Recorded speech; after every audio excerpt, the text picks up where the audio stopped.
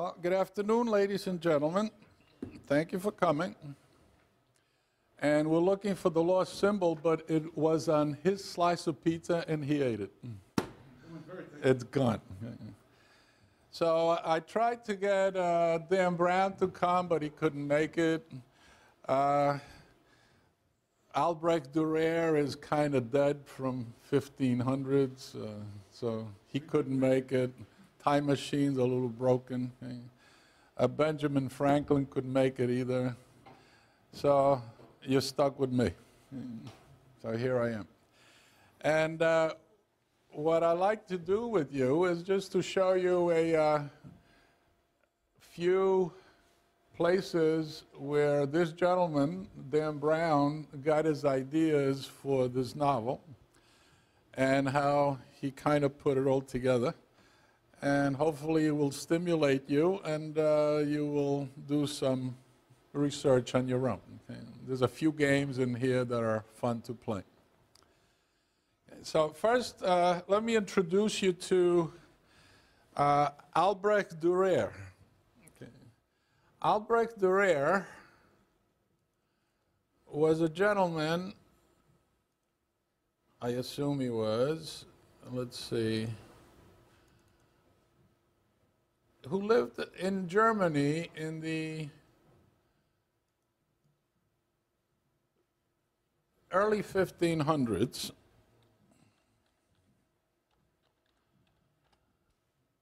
And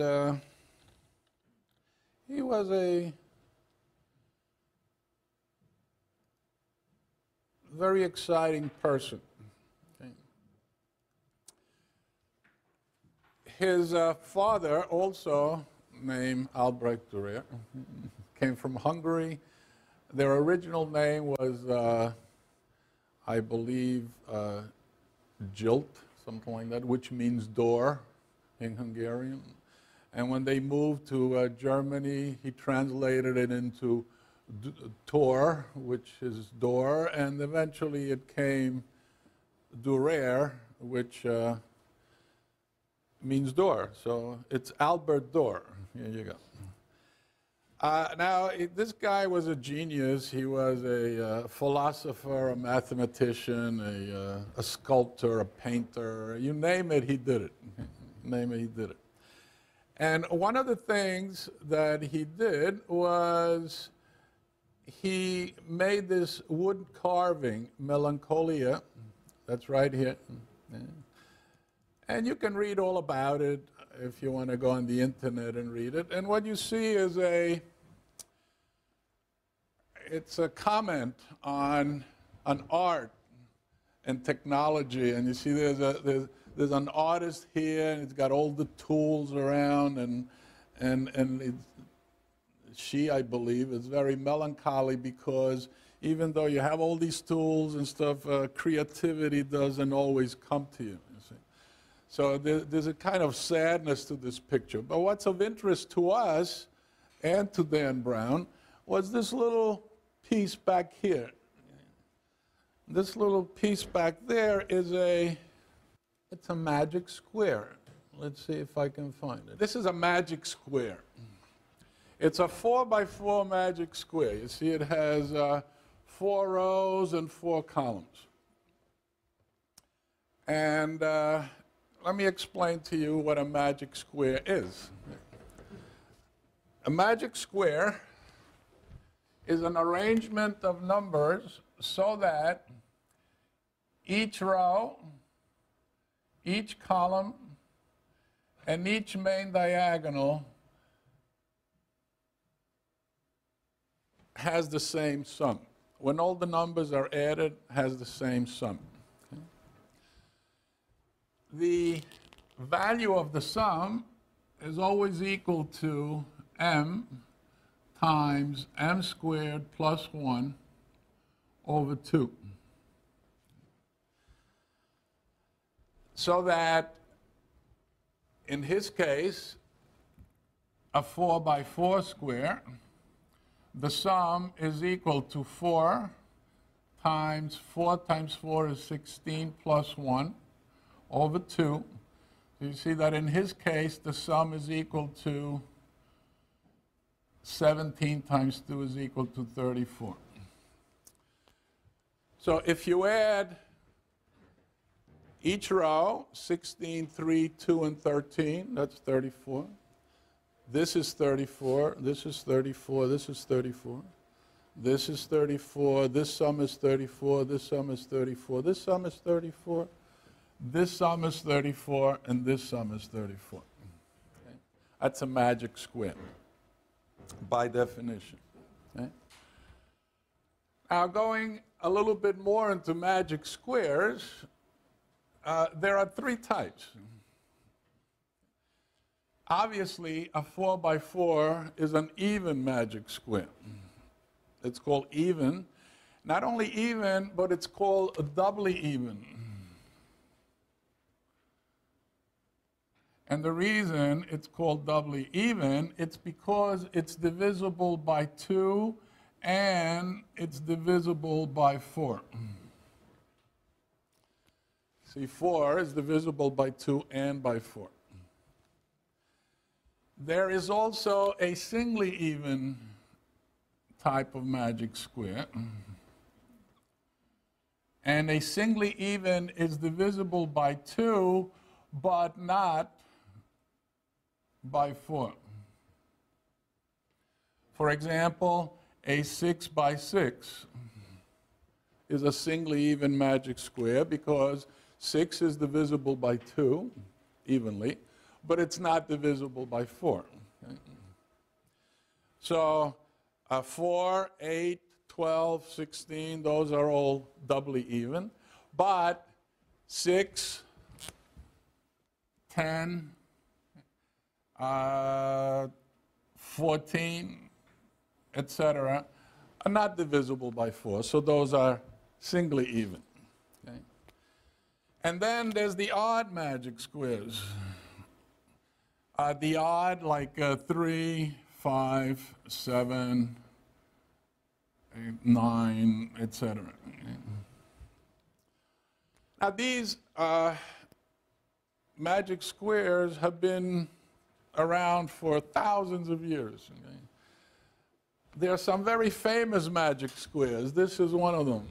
Okay? There's another famous magic square, okay? And that's it's called the low shoe magic square. Okay, let me show it to you. This is probably the most famous one, the low shoe magic square. Okay, here it is. The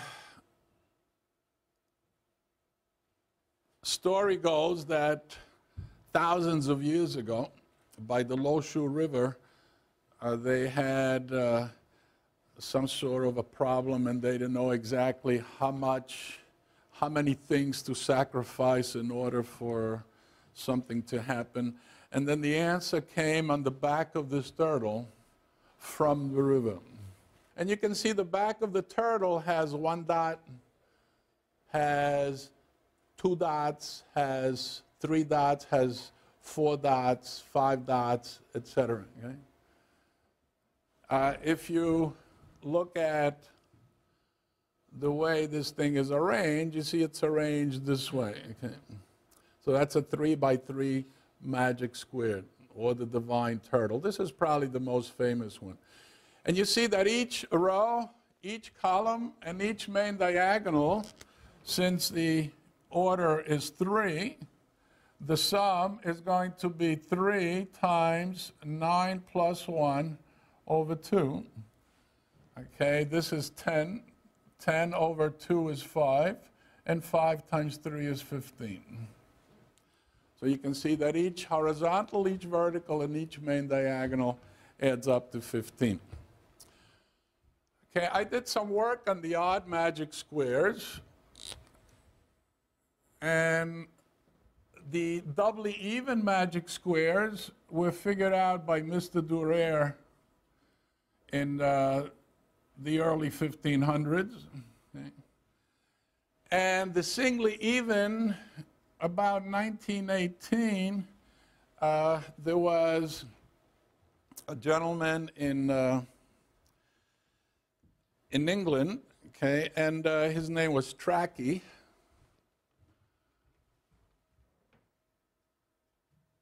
And what he did was he figured out that you could do the singly even by using combination of odd ones. This is the hardest one to do, but you can generalize the particular way of doing it. But I did some generalization last year, and I added my name to this. So we have the Brumnak-Strachey method. Okay. Now, I wrote a paper on these magic squares, and I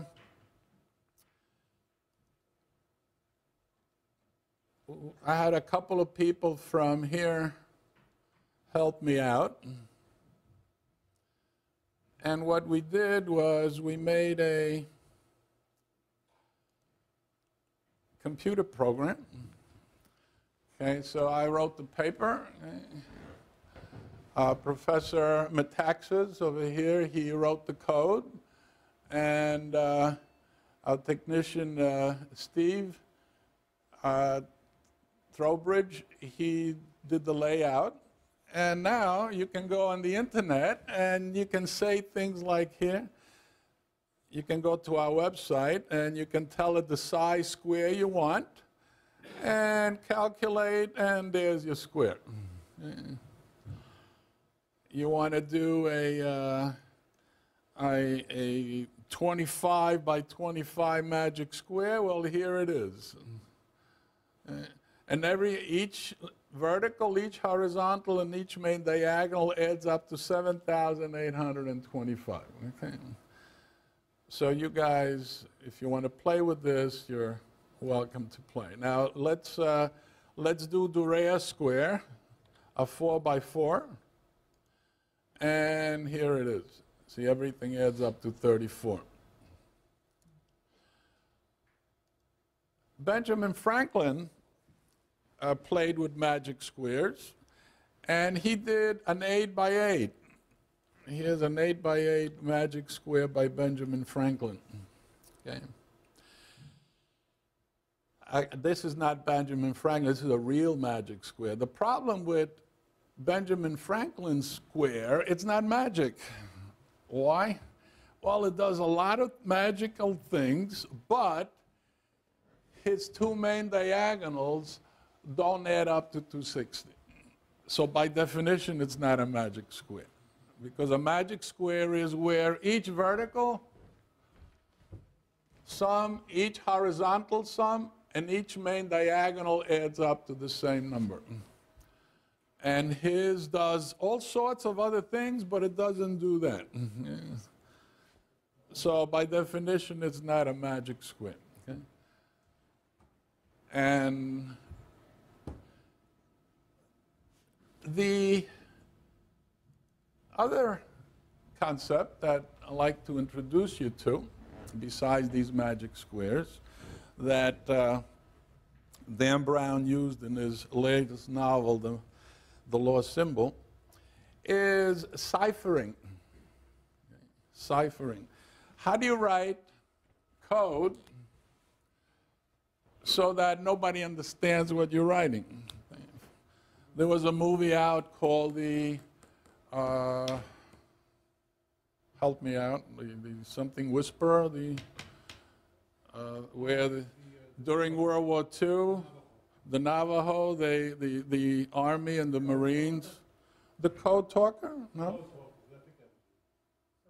See, the old guys are remembering all this. It's a story where the military took Native American Indians and put one of them with each platoon, and they gave them a radio, and then these guys would talk to one another in Navajo, and the Japanese didn't understand what was going on.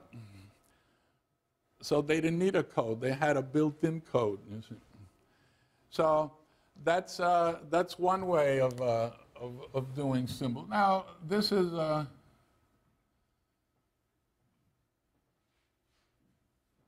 very interesting topic because there's whole places in the government, the CIA, et cetera, that tries to break codes that people use, code breakers. Now, I don't know if anybody's familiar with this, but how do you think we got our symbols, our numerical symbols? If you have these many items, what do we write? 1. Well, the original ancient way of writing 1 was this. If you have these many items, what do you write? 2.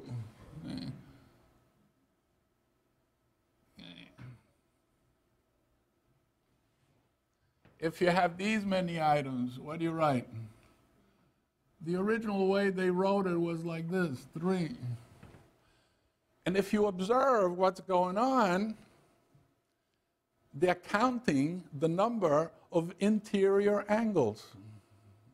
Look at this. Here's 1 interior angle. Here's 2 interior angles. Here's 1, 2, 3 interior angles. That's why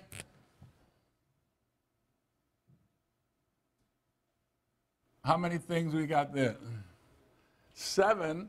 The original way of writing a 7 was like this, and in parts of the world it still is. Why? Because there's 1, 2, 3, 4, 5. Where's the other 2?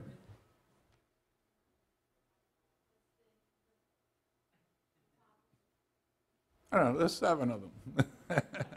I can't see it. As my students know, the excuse for that is that I'm too close to the board. Okay? I can't see it. Okay?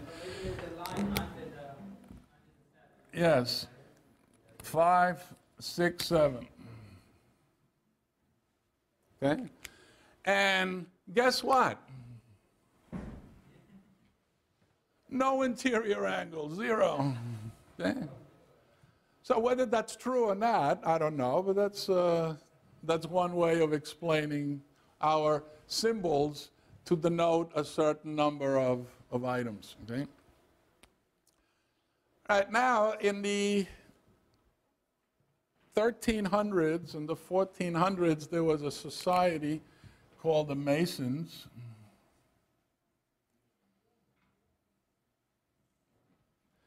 That wanted to communicate among themselves without other people understanding what they wrote.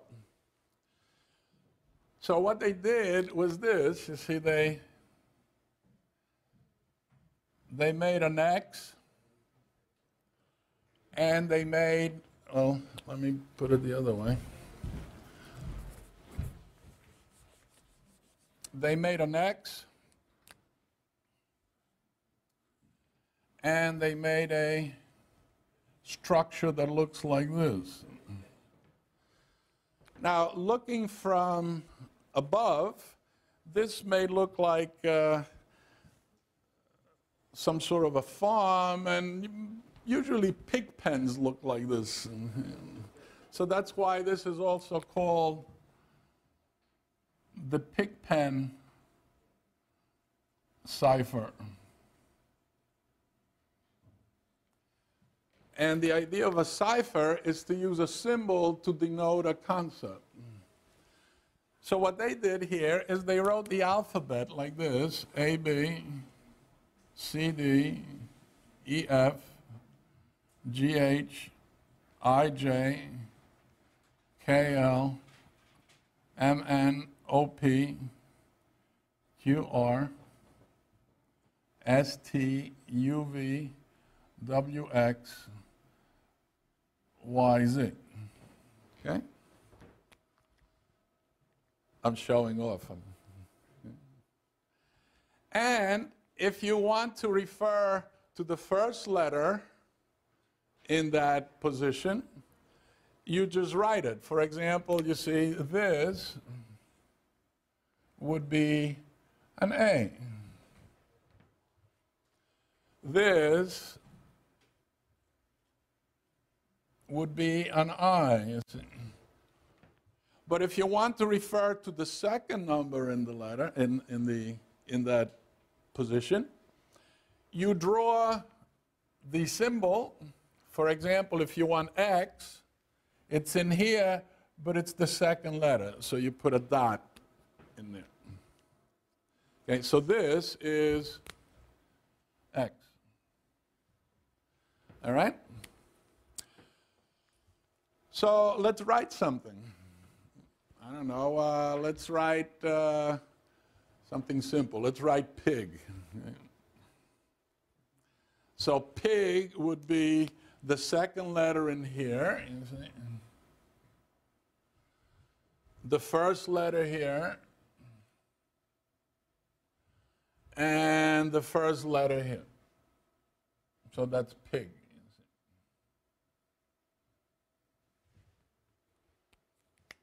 And you can write anything you want like that. So that's cool, but what's the problem now? Well, everybody knows this. So what's the big deal? What's the secret? If you know I'm writing like this, all you got to do is do that and you know what I said.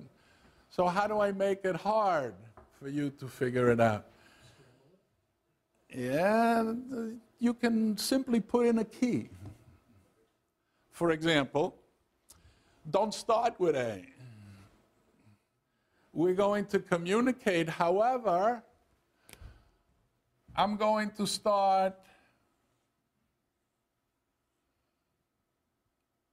like this. I'm going to start with another word in here, key.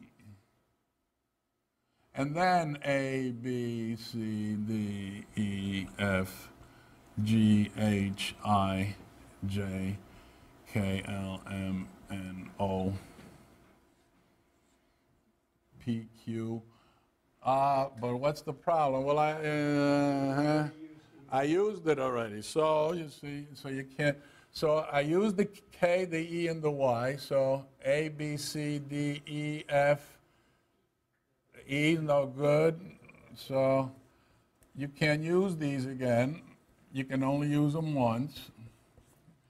So we have to remember the K, the E, and the Y. So it's A, B, C, D, no E. Do you have any food reserves in your home right now? How long could you provide food for your family if the food supply was cut off? A month? A week? 3 days? Wouldn't you feel better if you had the necessary reserves? Have you ever noticed that the more advanced we get, the less prepared we are? Many things that defined life only 100 years ago are so convenient today that we don't really think about what would happen if that convenience were gone. Consider how we get our food. We just go down to the grocery store and grab a few things. But what if something happened that interrupted the food supply to the store? How long would it take for the shelves to be wiped out? What would you do? How long could you and your family survive? You know, for all the other important things in our lives, we have a variety of professionals, from mechanics to doctors, to help cover our bases. Why don't we also have a food professional? Food is our greatest dependency. Yet most of us find ourselves unprepared for the uncertainties that lie ahead. Why take chances? Why not do something about it? You've already taken the first step. Keep moving forward with this tour, and we can help you put a plan together and even show you how to get your food for free.